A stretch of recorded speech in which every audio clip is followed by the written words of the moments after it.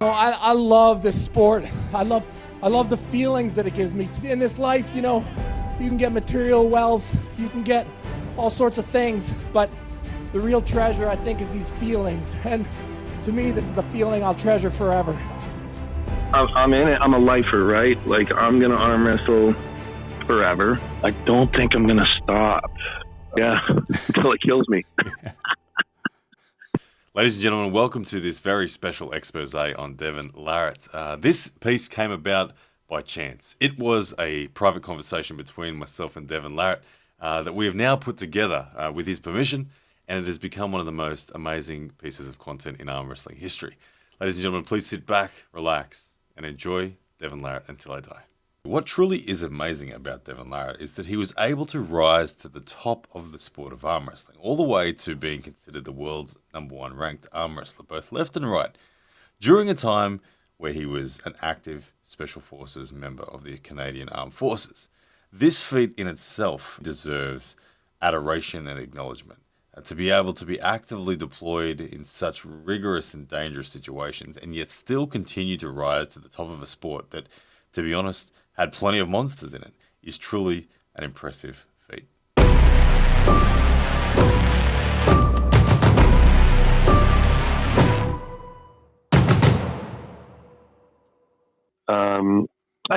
I think a big part of it is, when I think about my athletic career, from the beginning till now, I've always loved arm wrestling. I've always been crazy about it. But the truth is, until I got out of the military, it really was, I was in an extreme, I was in a job that, did not allow me to specialize as an athlete to the degree that, one can, right? I was winning Ironman. I was the Forces Athlete of the Year back when I was in the regs. Even I was a CISM basketball player, so I played basketball for Canada. All the while, I was doing very well at arm wrestling, Straight away, we can see that this man is a one of a kind. Not only was he a member of the Canadian Special Forces, but he was their Soldier of the Year in their athlete sense. He was also representing Canada in basketball, all the while growing in his dominance in arm wrestling. This man truly is a phenomenal athlete, and his rise was only just beginning. When I went to Special Forces, it was difficult because I had this, great love for the sport, but they really didn't like me competing. They really didn't like it. They didn't like me drawing any attention to myself. So, a lot of the objections that I got, I had to very carefully plan which events I was willing to kind of, risk. It's not like I was risking my career, but they weren't happy about it. So I had to kind of very carefully select my opponents, select when I was going to get to do it. Which was good. And, I did enjoy the way I did it because it really let me kind of dissect each opponent bit by bit. And I think that actually is, when you're facing really good opponents, and it's different than training for a tournament. That restriction actually forced me to, I think, become a much better arm wrestler, because I was just focusing on all these super great guys, really understanding them, really breaking them down, one at a time, until I got to 2008, when I faced John. Imagine it. You're a Special Forces soldier. On one hand, you're sitting there protecting the good of humankind. And you want to also grow as an athlete in this great sport of arm wrestling, and you're torn between your ability to go and compete publicly and represent and climb those ranks that exist. And then on the other side, you've got this position where you have to stay private. You have to stay secretive. No one can know what you're doing. I can only imagine the difficulty that would have presented Devon and his family and his support crew and the promoters and the athletes. It would have been a very tough time. And I mean, people say all sorts of shit about the John match, but the truth is that match did get me ranked number one in the world. While I was fucking actively being deployed and, like eating rations and fucking, going out on like, long range fucking patrols and fights. And, so at the peak of my military career, I also got to where I was ranked number one in the world.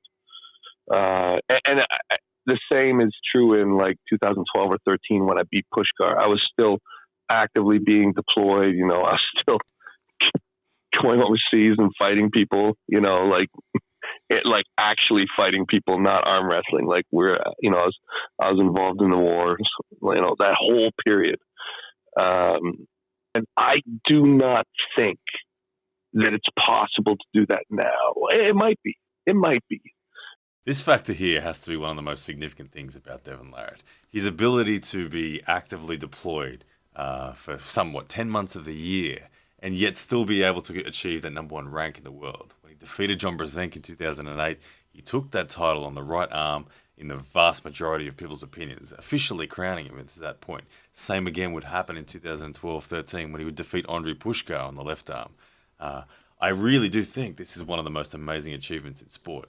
To be actively deployed like he was, fighting real wars, and still being able to climb to the number one rank, both left and right arm. Right around the end of my reign is when the fucking super monsters started to come out. Not like there hadn't been super monsters in the past, but now we were starting to see super monsters that trained specifically for arm wrestling. There were 300-pound dudes, there were 350-pound dudes, back, around the turn of the millennia. But most of these dudes, they weren't arm wrestlers. They were like gym dudes who arm wrestled,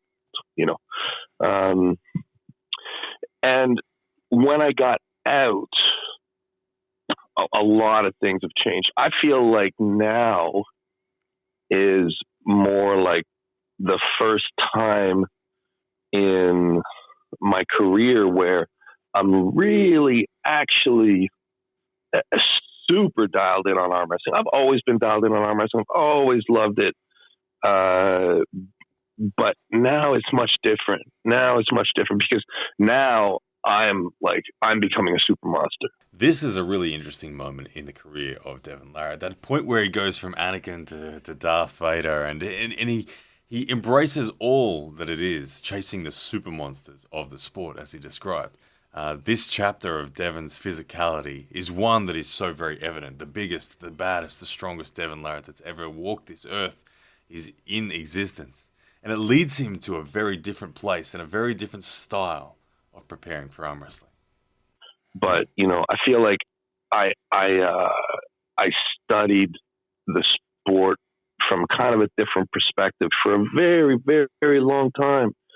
And now, at this later age, which is really not typical, I'd say, when it comes to most arm wrestlers, it's like I'm a little bit like if you talk about Star Wars, like for the first, 25 years of my life, I was very much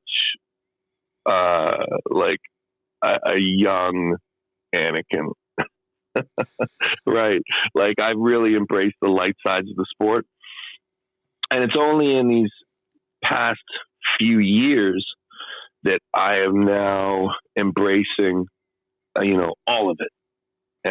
But I have so much of the other stuff. It's like I'm now becoming a complete fighter. And the whole Way of the Giant Pumpkin thing, I really believe that actually, I really believe, I mean, you know that you do the same thing. Um, I think that this style of training in time will be the norm, not the the weird thing. Like, I think that most arm wrestlers at a high level will embrace this theory after dudes like me and you and a few others just, after doing it for like 5 years, completely blow everybody out of the water with the trajectory and the gains that are possible. The giant pumpkin theory that Devon speaks of here is the concept of going all in on simply one arm, one hand involved in arm wrestling. And Devon Larratt, as you heard, he's been in it for 2.5 years, and he's seeing enormous progress. The ability to turn himself into a monster like Oleg Zok, who has just an overdeveloped single arm side. Devon Larratt embraces this training to pursue the big mega super monsters. Like, I'm seeing it now, like, and I've done it for 2.5 years. Like, my right is now like on this totally different level. And my left is actually really good too, but my right, and it's as a result of this training for sure. It's just, and I don't think it's going to stop. That's the thing. Like, I think in 5 years, I think that you can create yourself to be Oleg Zok. I don't know. I think one of the things that is also kind of more unique about me is that I've always just, like, at the real base of it all, I've just always really, really loved it. And because I've really, really loved it, I've never kind of put it down. I've never stopped, trying to find a way to do it, find a way to enjoy it, find a way to make it interesting and fun.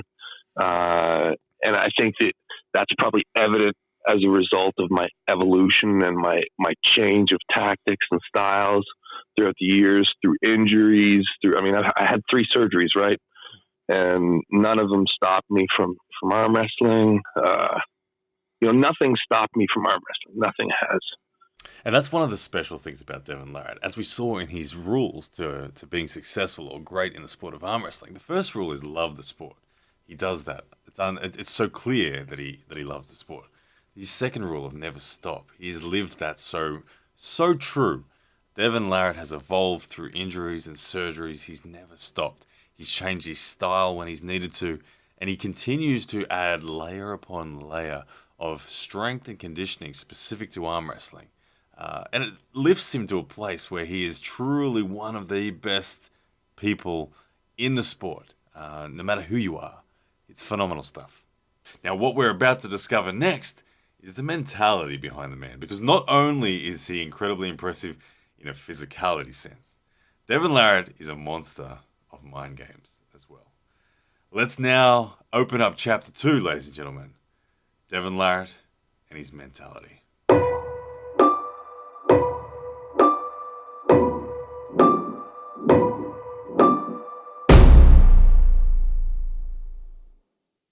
Devon, you said in your recent video, where I think it was titled "Fear," you described that you seek it out, like that's what keeps you going. Right. Yeah, of course. And I don't think I'm alone. Like, I think that what I'm saying is the truth for so many people. It make a person scared. It's like it's why people like to be the underdog. It's a psychologically better place to be. If people think that they can do things, I don't know. It's not super appealing. Like say, like, there's a local tournament. I know I'm going to win. I 100% know I'm going to win. It doesn't affect me. It doesn't change me. It doesn't make me grow. Like, you give me a challenge and a challenge like Levon, dude, I don't think I think I give myself a low chance. Not like, oh, I might be able to do it. Oh, it's 50-50. No, man, Levon's going to fucking murder me. Wow, hearing those words right then from Devon, that Levon is going to murder him, that shows you straight away. I'm sure there's more to come, but it shows you straight away how seriously he takes the challenge of conquering his fears, of conquering the impossible. It's what drives him at the end of the day. It's what gets him out of bed. It's what makes him keep on moving forward. Devon Larratt, he loves it. You know, but I'm absolutely like, I am, dude, I've got a fucking death wish. You know, like I'm actually legitimately upset. Like, there's a big part of me that's upset that I didn't die in the war. Like, I should have died, dude. And I'm always seeking out kind of ways to kill myself. And the Levon match, you know, is it a reflection of that? Maybe a little bit. Like, I love things where the risk is super high, and it forces me to live quicker, to learn more, to force myself to try and do things perfectly. Like, there's a big difference between doing things at like 60%, 70%. Fuck, it's so hard to do things 100%. But extreme fear will make you do things perfectly. You know, if you legit think somebody's going to kill you, or you live much better, way cleaner, way more precisely to deal with the threat. That has to be one of the most powerful things I've ever heard. Devon Larratt, that he almost wishes that he died on his active service, that he felt that he should have died. And it's this same fear that drives him to operate in arm wrestling. He says that he's calculated, he's accurate, he just is more efficient when that genuine fear is there and present. And the Levon match even has similarities, seeking out the extreme situations just so he can operate at the highest level. Amazing. So I love arm wrestling, and I want basically arm wrestling to shape my lifestyle.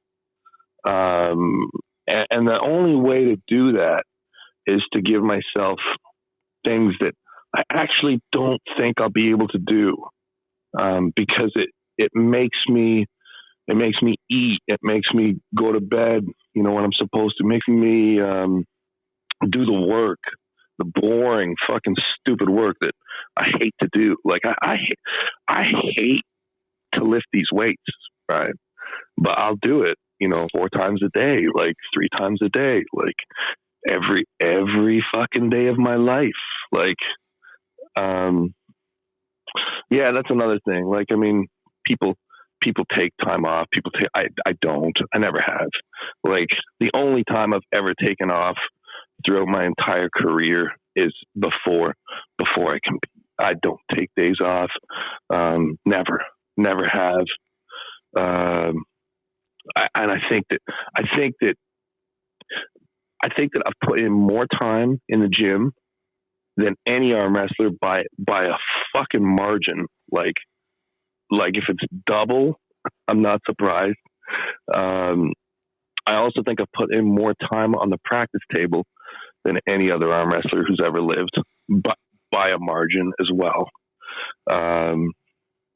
Yeah, I just think that I've spent more time immersing myself in the arm wrestling lifestyle than most people have. And now it's even more. Like, I mean, I think I could have said those things even while I was serving. And now, dude, from the moment I wake up to the moment I go to bed, it's like, with a few little family interruptions, like, I mean, I still have to, like, you know, take my kids here or there, or, you know, do little things, but man, I'm training, I'm getting ready to arm wrestle and fight, like, all day long. Wow, how about that? If you ever wondered what it took to get to the top of the world of arm wrestling, that's it right there. Devon declares that he's certain, by a margin, that he has spent more time in the gym with arm wrestling specific training than anyone else in existence. He also says that he spent more time on the table than anyone else in existence. This has to be seen as one of the most admirable qualities of Devon Larratt. His relentless consistency in his approach to this sport truly has taken him to where he is today. So, I mean, I guess the social media thing, I think that I'm one of the front runners who has, I mean, I'm one of the first ones to kind of open that door to make it normal in the sport. Like, I think that I'm one of the first guys who's really actively utilized the tools of YouTube and, you know, Facebook and Instagram, whatever, to use it in terms of athletic performance on in a match, right? Like, drop little things here or there, you know, start talking shit early. And I think that in the match, I've really normalized, you know, stretching things as far as they can be stretched. And I think that even today still, I think that I'm a big reason why there's all this discussion on rules and whatever, because people are aware that I am going to stretch rules to their maximum capacity. So I think in that sense, I think that I am somewhat responsible for kind of an overhaul of the rule system in arm wrestling, because guys like me will attempt to break them. Like, so, you know, it's like you're making a program and you want somebody to test the app and see if they can break it. Well, I'm that guy, right? Like, you give me a set of rules, and I will fucking beat the piss out of it, so that if there are holes in the rules and they can be exploited, I'll do that, right? What a beast is Devon Larratt when it comes to mind games and social media presence. Devon Larratt has weaponized his ability to communicate to his opponent through social media. And it's proven effective on the table as well. His opponents get upset, they get ruffled by it. And as Devon Larratt declared as well, he will push the rules to the point of breaking point. He almost feels like he's responsible for the evolution of the rules, because he will be that person that gets in there and just breaks it down and takes it to its absolute limits.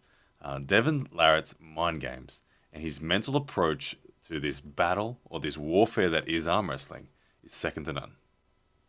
Now, what we're going to experience next, ladies and gentlemen, is regarding his legacy.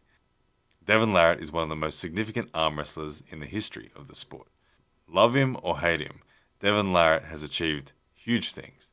His legacy will remain forever in this sport. But what we're about to hear now is Devon's perspective on his legacy.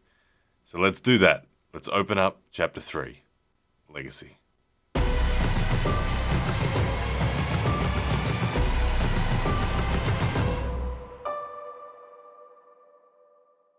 Your legacy that you're setting up. You made the comments there that you're always looking to die, with the words you use, which is full on. Like, I think your legacy is being set up in a rich and deep way. Whether you're on the John side of the fence, the Devon side of the fence, your legacy is deep, man. Oh, I know, and that's why I don't like to fight it too much. Like, I love John, and I've been inspired by John. You know, there's things that I've done that John hasn't done. I mean, John is. I don't like to attack John. It was difficult for me when John and I had our match, because I really don't like to attack him, because he's like a saint for all of us. I was the first person to hold the right and left title at the same time in the open weight division. After that, it's like every single guy did it, but I was the first. I kind of broke the ice there. I love that right there. Hearing Devon express that he has so much love for John, that he considers John a saint and someone that he's always looked up to, and that he doesn't like to attack him, that gave me a lot of respect for Devon. Because at the end of the day, we know John Brzenk is the greatest arm wrestler of all time. His legacy is essentially untouchable. But Devon Larratt has done things that John hasn't done. Devon Larratt has grown the sport. Devon Larratt has dominated the sport. And in many respects, Devon Larratt is in the debate for the GOAT. But I loved hearing that from Devon, that he respects John so much, despite the fact that Devon, in the eyes of the fans, is sometimes pushed forward as the GOAT over John. I loved hearing that piece. And it's neat, you know, like after I beat John in 2008, it's really true that I couldn't get a match. I could not. The fucking world went quiet for me. About a year, like all the Europeans, no one would pull me. We had like a whole bunch of people like lined up before the John match. Then I pulled John, Arson, Andre, Dennis, total fucking silence. Like no more communication on it. Like done. And it was like that for a while. And then, you know, I started to get more active. My injuries started to come out more, and I started to get more active. The day that I had my surgery, the day that I posted that I was having my surgery, I had like 10 offers for a super match. It was incredible. Now, this right here is one of the biggest points in contention. If you're in the debate, which all arm wrestling fans are, if you're in the debate of, is Devon Larratt legitimate? Is he really as good as the Devon Larratt fans say he is? Then this is a big point. A lot of people will go out there and say, Devon Larratt never faced the Eastern European monsters. After he beat John in 2008, why didn't he pull Saplenkov? Why didn't he seek out the best guys there were? And the answer there we see from Devon is that it went silent. None of them wanted to face Devon Larratt after he beat John in the manner that he did in 2008. None of them wanted to face him after he beat Andriy Pushkar in the manner that he did. Whichever way you see it, that's the way the story's told from this side of the fence. I don't know. Either way, awesome stuff. You know, going down in the 225, you know, after the surgeries was really nice. I really enjoyed that time period. I'll probably get there again at some point, you know, after this kind of stupidity is somewhat satiated. But yeah, we'll see. We'll see. Thing is, I'm going to do this. I think everybody knows that I'm in it. I'm a lifer, right? Like I'm going to arm wrestle forever, competitively, promotionally, just barefoot, fucking walking around. Probably forever. I don't think I'm going to stop. I have no plans to retire. Like it's not like, oh, if I do this, then I can stop, or if I do this, then I can stop. No, it's really not like that at all for me. It's like, I'll just keep doing it. I'll just keep doing it.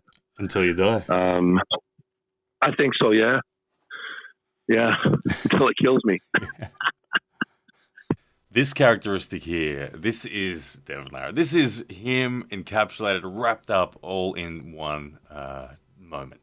Devon Larratt will arm wrestle till the day he dies. He loves the sport. He breathes the sport. He is the sport. And arm wrestling is Devon Larratt as much as Devon Larratt is arm wrestling. What he's done in there, in the way that he just stays so ingrained in the sport, is something that I think everyone looks up to. And it really does show you exactly what it is to be at the core of Devon Larratt. The man is something special, and he's leaving a big legacy behind. Again, it's not unique to me, but I think they've probably done a very good job of embodying it. And, you know, we all learn that, you know, actually arm wrestling is a huge part of the sport, right? Obviously, you know, if you want to be an arm wrestler, you have to arm wrestle. And I think that the whole cosmic punch theory about how, you know, you need to touch a thousand hands, 10,000 hands is something that I've really taken. I've taken ownership of that, and that's going to be another big thing that I'm going to continue to do. Is I'll just keep touching people like all around the planet. This, guys, has to be one of the coolest things that Devon Larratt has brought to the sport. The cosmic punch theory, where he travels the world, he grips up with as many people as he possibly can and just exchanges energy with them. Guys, I want you to comment below. Have you arm wrestled Devon Larratt? If you have, let me know. It's in the pinned comment. Let me know when and where you arm wrestled Devon Larratt for the first time. Like, I've done, over my career, I've done a lot of travel where I've just, gone to Israel, gone to Sweden, gone to the East, gone to Australia, all over the States, where it's not got a lot to do with competition. Like, I've traveled just to go arm wrestle these people all around the world. And I think that it's certainly enriched me to basically, basically every style and every opening that you have in arm wrestling. I think I've seen about everything. And that's going to continue as well. Like, after Levon, I will probably do like another massive cosmic punch thing. It might be a year or so, maybe a year and a half, that I'll just travel and just train and absorb and fucking, go from club to club and just pull people all around the planet, and it'll have very little to do with competition. It'll just have to do with touching, 10,000 hands. And I do think that there's a lot to that when you talk about like culture, like when you talk about the growth of the culture of the sport. I think that's one of the coolest things about the sport of arm wrestling is how you can be an incredible arm wrestler, like really good, and never touch a weight. You just need to hang out with people and have fun and absorb each other's energy. It's without doubt that Devon has influenced the culture of the sport, and he touches on it there with his cosmic punch, his world tour theory. You can actually become one of the best arm wrestlers alive just through arm wrestling. You don't need to touch the weights. As he said, he believes he's experienced just about every opening there is, every counterattack, every defense, everything, every shape that there is. Because of this cosmic punch approach. It really is a unique signature of Devon Larratt's, and it's something that if you haven't done as an arm wrestler yourself, you ought to try. And I think that for a lot of the parts of my career, I've been kind of a walking embodiment of that. Like, there's been matches that I've gone into with very little, weight prep. It's been all just, when I pulled Todd Hutchings, that was basically the Australian tour for a month or whatever it was, come home, rest for 10 days, pull Todd Hutchings.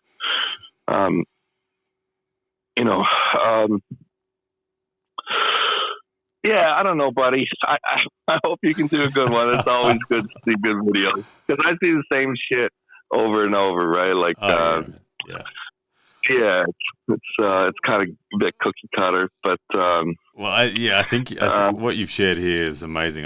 It's unreal. Yeah. Hey, Devon. Man, what you've just rolled off is one of the most phenomenal things I've ever heard. Yeah, that richness that you just described. Oh, that's crazy, man. Yeah, good stuff. Yeah. Anyway, man, I just thank you so much for this interview, man. Even just on a personal, regardless of product, it was just cool to fucking hear all that, man. It was a mega story, and I've known that, but I haven't heard it said like that. I'm like, oh shit, wow, it's awesome. Yeah. Awesome. Okay, dude. All right, you take care, man. We'll talk soon. All right, bye. Yeah, you too. Bye bye. Well, ladies and gents, that concludes Devon Larratt Until I Die, the most phenomenal expose, piece of content that I've ever had an opportunity to be involved in. I want to thank Devon Larratt personally for this. It was an amazing piece to hear that tone and that authenticity. It was different, and unlike anything you would hear in an interview. or a typical standard presentation from Devon Larratt. So I hope you got lots out of it.